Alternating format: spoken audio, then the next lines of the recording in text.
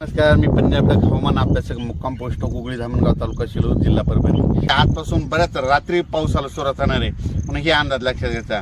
परत एक सर्वांना सांगू इच्छितो, कोकणात देखील मुसळधार पाऊस पडणार आहे म्हणून कोकण पट्टीच्या लोकांना देखील काळजी घ्यायची गरज आहे। त्याच्यानंतर सगळ्यात महत्त्वाचं म्हणजे मुंबईला ह्यामध्ये ह्या 4-5 दिवसात म्हणजे 14 ते 8च्या दरम्यान अतिवृष्टी होणार आहे, मुसळधार पाऊस पडणार आहे म्हणून त्याच्यानंतर सर्वांना शेतकऱ्यांना सांगू इच्छितो, राज्यामध्ये 14, 15, 16, 17, 18 पर्यंत पूर्व विदर्भ, पश्चिम विदर्भ, दक्षिण महाराष्ट्र, उत्तर महाराष्ट्र, कोकणपट्टी, खानदेश, मराठवाडा सगळ्या भागामध्ये दररोज 2-2 दिवस मुक्काम घेत पाऊस पडणार आहे म्हणून हा अंदाज लक्षात घ्यायचा।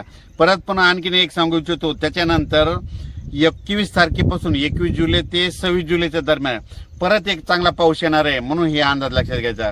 मागच्या अंदाजामध्ये सांगितलं होतं की राज्यामध्ये 2 म्हणजे एक 16 तारखेला एक कमी दाबाचा पट्टा तयार होणार आहे आणि त्याच्यानंतर 19 तारखेच्या नंतर एक होणार आहे आणि हे 2 देखील कमी दाबाचे पट्टे झाल्याच्या नंतर ते महाराष्ट्रामधून जाणार आहे। आणि योगायोगाने तुम्हाला एक सांगतो, आता सध्या पंढरपूरची यात्रा आहे, आपण सातारा, सांगली, सोलापूर, कोल्हापूरमध्ये तिकडे देखील पडणार आहे। परभणी, नांदेड, बीड, जालना, संभाजीनगर, नगर जिल्ह्यात देखील चांगलं खूप पडणार आहे।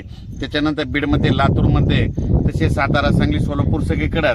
त्याच्यानंतर पूर्व विदर्भ, पश्चिम विदर्भ म्हणजे पूर्व विदर्भाचे 6 जिल्हे, पश्चिम विदर्भाचे 5 जिल्ह्यामध्ये ह्या 11 जिल्ह्यात देखील म्हणजे ह्या 4-5 दिवसाचा पाऊस चांगला पडणार आहे म्हणून हे सर्वांनी लक्षात घ्यायचं। राज्यात एकंदरीत परिस्थिती बघायची झाली तर आजपासून ते 26 तारखेपर्यंत दररोज वेगवेगळ्या भागात चांगला पाऊस पडणार आहे आणि शेतकऱ्याच्या पिकाला जीवदान भेटणार आहे म्हणून हा अंदाज लक्षात घ्यायचा। या पावसामध्ये 26 जुलैच्या पावसामध्ये जे छोटे छोटे तळे असतील ते भरून जातील, पण मोठे मोठे असे जे धरण असं त्याच्यात 2-3% मात्र पाण्याची आवक येणार आहे म्हणून हा अंदाज लक्षात घ्यायचा।